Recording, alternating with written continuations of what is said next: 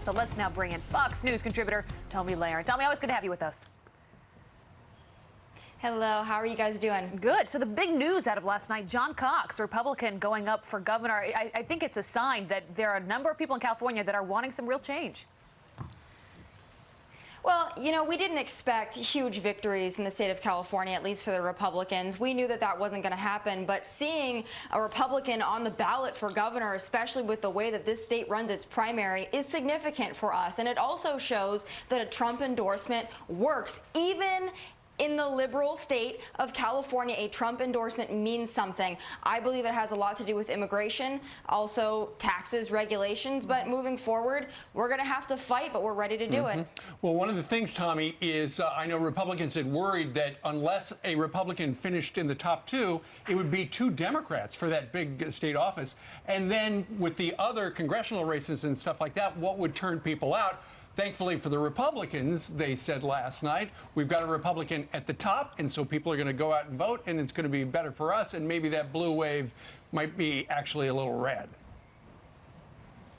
Well, what I hope that yesterday and today and ongoing is going to show Republicans in this state is that we have to turn out, we have to be vocal, we have to make sure that we're voting. We succeeded yesterday in making sure that we have John Cox on the ballot, making sure that we can propel him forward, but that doesn't mean that the fight is over. We have to continue. He has to make sure that his messaging is very clear to Californians. We want to make a change. I think we're going to do it. It's going to be a tough battle. Right. We know in this state, Gavin Newsom is going to be the favorite, but we have a chance. For first time in a long time, we have a chance. Well, here's the thing. In terms of the House, there's about 7 very contentious fights there. And a lot of people believe the House will go Democrat or Republican, depending on what happens in California with Darrell Issa's seat and Dana Rohrabacher's seat. And so far, the jungle primary has not yielded solid Democrats or solid Republicans for that, but it got quite close because there's so many Democrats who felt as though they wanted to run for that seat. It diffused a lot of the votes, so it allowed Rohrabacher and others to stay up top. Yeah, perhaps they got a little too excited with their blue wave, and it actually ended up helping out some Republicans. But hey, there are some things in the state that we can look at, the small victories we're going to take. We have a California state senator who is facing recall because of his vote for, again, a higher gas tax. So that just shows that Californians are upset with the high taxes. We're upset with failed immigration policies and no border enforcement. We're tired of overregulation. We're tired of unaffordability. So this is a good sign, small victories, but we'll take them. All right, Tomi, a lot of folks in the media have been having a field day about where on earth Melania Trump is, and we might have just hit rock bottom with one reporter from the Rolling Stone, Jamil Smith. Let me just read you his tweet. He says, "I wish that I didn't suspect that the prolonged, poorly explained public absence of Melania Trump could be about concealing abuse. I wish that it was a ludicrous prospect. I wish that the president wasn't a man with a history of abusing women, including those to whom he is married." No sources, nothing to back this up. Welcome to 2018. By the way, that's not true, but go ahead. Right.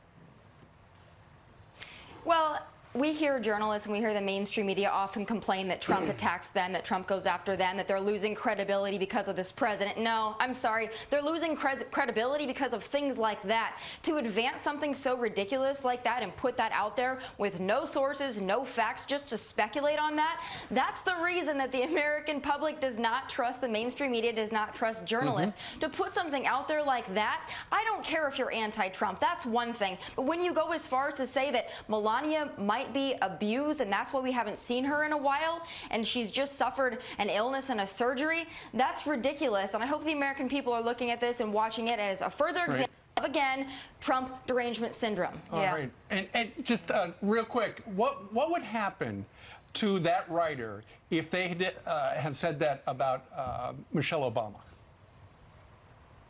Oh, that writer wouldn't be working anymore. There would be an outrage over this. But again, we know that the double standard is the only standard the left operates on. And they're really hurting themselves at the end of the day when they advance this ridiculousness. I think most Americans are smart enough to know that it's ridiculous. And they look at this, and this writer, I believe, has lost a lot of credibility because of it. Yeah, unbelievable. This is not someone with an egg on Twitter. This is an actual blue check. Someone that works for the Rolling Stone. Unreal. Tomi, good to have you with us this morning. Thank you, guys. All right. 22 minutes now before the top of the hour. And Jillian joins us with something that was a shocking story yesterday morning. Yes, and I think a lot of people still waking up this morning surprised by the news about fashion icon Kate Spade, who, by the way, left behind a heartbreaking suicide note. The letter addressed to her 13-year-old daughter saying, quote, "I'll always love you. This is not your fault." Family members claim she struggled with depression for years. A housekeeper found her hanged from a red scarf in her New York City apartment. Brother-in-law, actor David Spade, paying tribute on Instagram, writing in part, "I still can't believe it." Kate Spade was 55 years old. ICE agents carrying out one of the largest workplace immigration busts in years. Nearly 200 armed agents arresting 114 suspected illegals after raiding a lawn and garden business in Ohio. Some are expected to be charged with identity theft and tax evasion. The raid comes as the Trump administration continues to target sanctuary cities while upholding a zero-tolerance policy at the border. A father captured